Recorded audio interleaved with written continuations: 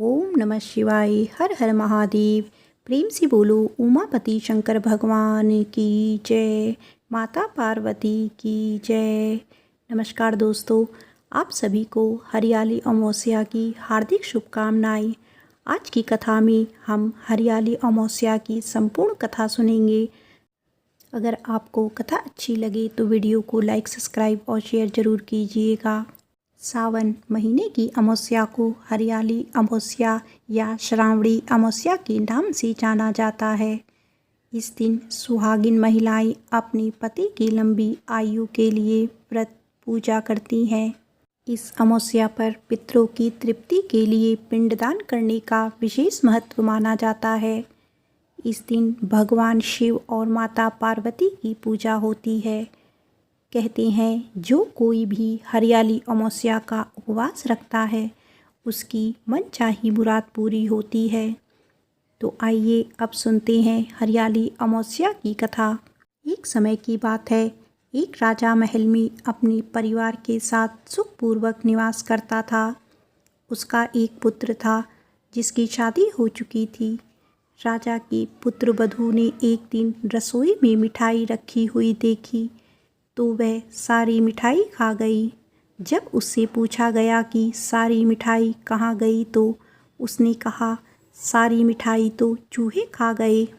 यह बात चूहों ने सुन ली और वे इस गलत आरोप को सुनकर अत्यंत क्रोधित हुए। इसके बाद उन्होंने राजा की बहू को सबक सिखाने का निश्चय कर लिया। कुछ दिनों के पश्चात महल में कुछ मेहमान आए। चूहों ने सोचा कि यह अच्छा मौका है राजा की पुत्रवधू को सबक सिखाने का। बदला लेने के लिए चूहों ने बहू की साड़ी चुराई और उसे जाकर अतिथि के कमरे में रख दी। जब सुबह सेवकों और अन्य लोगों ने उस साड़ी को वहां पर देखा तो लोग राजा की बहू की चरित्र के बारे में बात करने लगे। यह बात जंगल में आग की तरह पूरे गांव में फैल गई। जब यह बात राजा के कानों तक पहुंची तो उसने अपनी पुत्रवधू के चरित्र पर शक करते हुए उसे महल से निकाल दिया। राजा की बहू महल से निकलकर एक झोपड़ी में रहने लगी और नियमित रूप से पीपल के एक वृक्ष के नीचे दीपक जलाने लगी। इसके साथ ही वह पूजा करके गुड़धानी का भोग लगाकर लोगों में प्रसाद वितरण करने लगी। इस प्रकार कुछ दिन बीत जाने के बाद एक दिन राजा उस पीपल के पेड़ के पास से गुजरे जहां उनकी बहू हमेशा दीपक जलाया करती थी। इस दौरान उसका ध्यान उस पेड़ के आसपास जगमगाती रोशनी पर गया। राजा इसे देखकर चकित रह गए। महल में वापस आने के बाद उन्होंने अपने सैनिकों से उस रोशनी के रहस्य का पता लगाने के लिए कहा।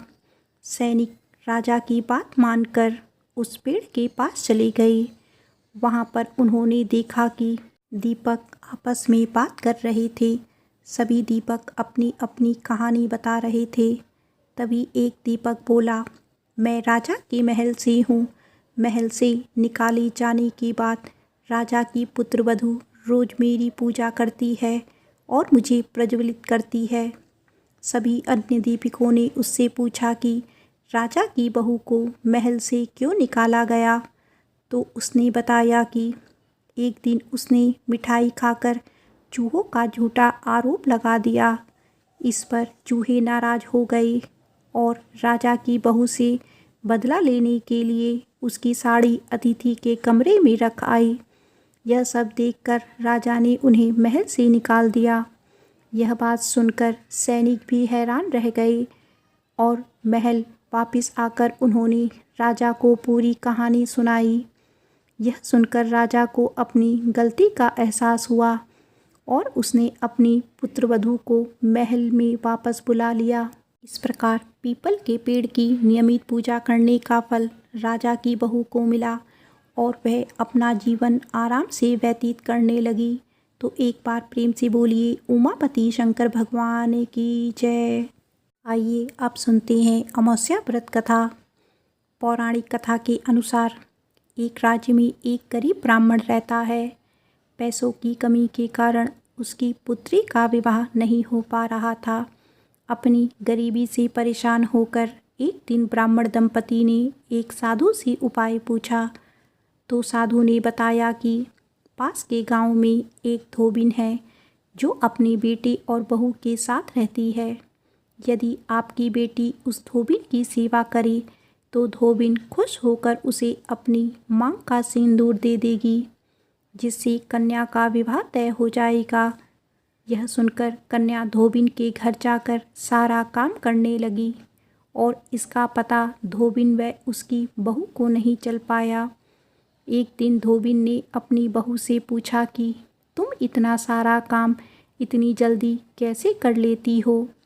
तो बहू बोली, मुझे लगा कि आप यह सारा काम करती हैं। धोबिन चौंक गई और उससे नज़र रखना शुरू कर दिया। धोबिन ने जब सुबह उठकर देखा तो एक कन्या चुपचाप उसके घर का सारा काम कर रही थी। कई दिनों तक ऐसा चलता रहा। एक दिन धोबिन ने कन्या किसी कारण पूछा।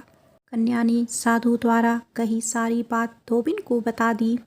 उसकी बात सुनकर धोबिन ने अपनी मांग का सिंदूर उसे दिया और उसी समय धोबिन के पति की मृत्यु हो गई। उससे दुखी होकर कन्या घर से निकल पड़ी और एक पीपल के पेड़ के पास पहुंचकर 108 ईंटों के टुकड़ों लिए और उन टुकड़ों को 108 बार परिक्रमा करके एक एक बार फेंकने लगी। कन्या ने ऐसा करने से धोबिन का पति जीवित हो गया। पीपल के पेड़ की परिक्रमा के कारण कन्या को शुभ फल की प्राप्ति हुई। एक बार प्रेम से बोलिए उमापति शंकर भगवान की जय। आइए अब जानती हैं अमावस्या की पूजा विधि। अमावस्या के दिन पूजा करने के लिए सबसे पहले ब्रह्म मुहूर्त में उठकर सभी कामों से निवृत्त होकर स्नान कर लें। इस दिन गंगा स्नान जरूर करें। यदि आप नदी में स्नान नहीं कर सकते तो घर में ही नहाने के पानी में थोड़ा सा गंगा जल डालकर नहा लें। इसके बाद सूर्य देव को अर्घ्य दें। इस दिन भगवान शिव और माता पार्वती की पूजा करने से विशेष कृपा प्राप्त होती है। अमावस्या के दिन अपनी योग्यता के अनुसार दान पुण्य जरूर करें। इससे हर मनोकामना पूरी होती है। पितरों की शांति के लिए तर्पण श्राद्ध आदि कर सकते हैं। हिंदू परंपरा में सावन माह भगवान शिव के लिए समर्पित माना जाता है। सावन माह के दौरान भगवान शिव की पूजा और आराधना की जाती है। इस समय वातावरण में प्रकृति की अलग ही छटा देखने को मिलती है। मानसून अपने चरम पर होता है और धरती हरियाली की चादर ओढ़ लेती है। भारतीय परंपरा में यह पर्व प्रकृति और पर्यावरण संरक्षण के प्रतीक के रूप में मनाया जाता है। हरियाली अमावस्या हर वर्ष श्रावण मास में मनाई जाती है, इसीलिए इसे श्रावण अमावस्या भी कहा जाता है। साल 2025 में हरियाली अमावस्या की शुरुआत 24 जुलाई को रात्रि 2:28 पर होगी। साथ ही इसका समापन अगले दिन 25 जुलाई को रात्रि 12:40 पर होगा।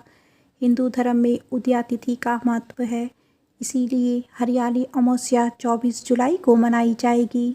सावन माह में हरियाली अमावस्या विशेष पुण्यदायी मानी जाती है। इस दिन स्नान तथा दीनहीन असहाय लोगों को दान देने से साधकों को पितृ दोष, काल सर्प दोष और शनि दोष से मुक्ति मिलती है। इस अमावस्या पर पौधे लगाना बेहद शुभ माना जाता है। साथ ही इस दिन पीपल के वृक्ष की जड़ पर दूध और जल अर्पित किया जाता है। इससे साधकों को देवताओं और पितरों का आशीर्वाद प्राप्त होता है। कहा जाता है कि हरियाली अमावस्या के दिन बुरी शक्तियों से बचने के लिए भगवान शिव की पूजा अत्यंत महत्वपूर्ण हो जाती है। ऐसे में इस दिन भगवान शिव का रुद्राभिषेक करवाने का बड़ा महत्व है। इस दिन रुद्राभिषेक करवाने से साधक को भगवान शिव का आशीर्वाद प्राप्त होता है।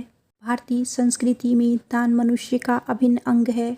दान केवल संपत्ति का नहीं बल्कि समय, ज्ञान और साधनों का भी होता है। दान समाज में एकता और सहयोग की भावना को बढ़ावा देता है। इससे दानकर्ता को संतोष और आंतरिक शांति मिलती है, जबकि ज़रूरतमंदों को सहायता प्राप्त होती है। अधिकतर लोग पितृपक्ष में श्राद्ध करते हैं, लेकिन क्या आपको पता है कि हर अमावस्या को पितरों का श्राद्ध करना चाहिए। पितर हर अमावस्या पर श्राद्ध की आशा से प्रतीक्षा करते रहते हैं।